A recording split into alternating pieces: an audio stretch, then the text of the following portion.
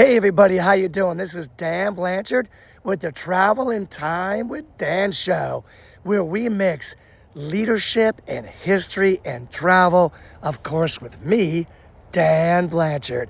Today I'm at the Wayside Inn in Sudbury, Massachusetts. This is the oldest operated inn in America. This is wild. 1716. This place opened up. It's older than the United States of America, and it's right over here on Boston Post Road. This is like one of the main roads where things were really happening back in the day. It's still a pretty busy road today. Right there is the inn. You could see that. Now listen, I said it's the oldest operating inn in America. Now, some people may say, hold on a second, what about the White Horse Tavern in Newport, Rhode Island? Well, again, that's a tavern and not an inn. So this is the oldest operating inn, okay?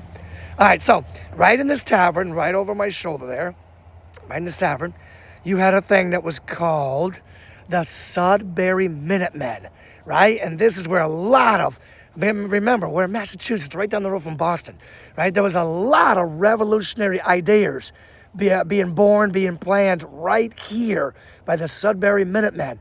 And I know you've heard of the Minutemen, Paul Revere and all those guys, right? Eventually, what's going to happen is you're going to have this guy, Henry Wadsworth Longfellow. You might know the name, right? He wrote these tales of the Wayside Inn, sort of like the Canterbury Tales, sort of like that. And he made this place super famous when he did that, right?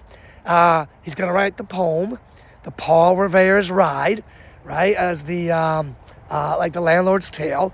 This is kind of like on the eve of the Civil War. He's trying to get the country to unite and come together with the Paul Revere ride.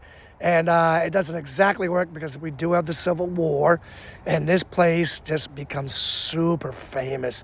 The Wayside Inn becomes super famous, right? Eventually, many, many years later, Henry Ford, right, the auto magnate, he's going to put a lot of money. He's going to fall in love with this place too. He's going to put a lot of money into this place. He's even going to consider making it like a colonial village, although that doesn't quite work out, the colonial village. Instead, he kind of takes that up to like Michigan instead, all right? Now, you know what's also on this property, right? It's really cool what's on this property because you got over the Wayside Historic District here.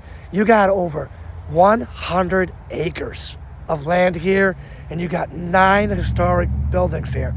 And one of the buildings here is the Redstone Schoolhouse, all right? The Sudbury Redstone Schoolhouse.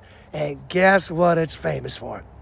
Mary had a little lamb. Yep, you got it. Mary had a little lamb, right? Some of you got it out there, I'm sure, right? So here's something. Guess what? The place is old. Do you think it's got ghosts? Of course it's got ghosts. There was a murder that took place in 1861. Pretty much the original Howe family. Jerusha was murdered here. And it's haunted. The ghost is here. It's haunted. All right. There's even a thing here called in the present day called the Secret Drawer Society, where you can go in this place, right? You can go there and get some food, get some drink right now if you want to. You go in there and you start pulling open these like little drawers, and there's these like little messages in there, secret messages, and you can even leave secret messages for the Howe ghost.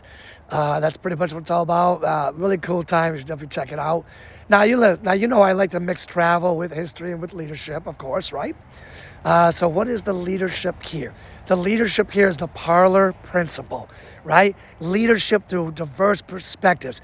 This tavern, right, when the Sudbury Minutemen were there, it was not an echo chamber. Avoid the echo chamber. Have lots of diverse perspectives and opinions, and that's how you get some real leadership done, right? The American Revolutionary War, if that wasn't leadership, beating the British, I don't know what was.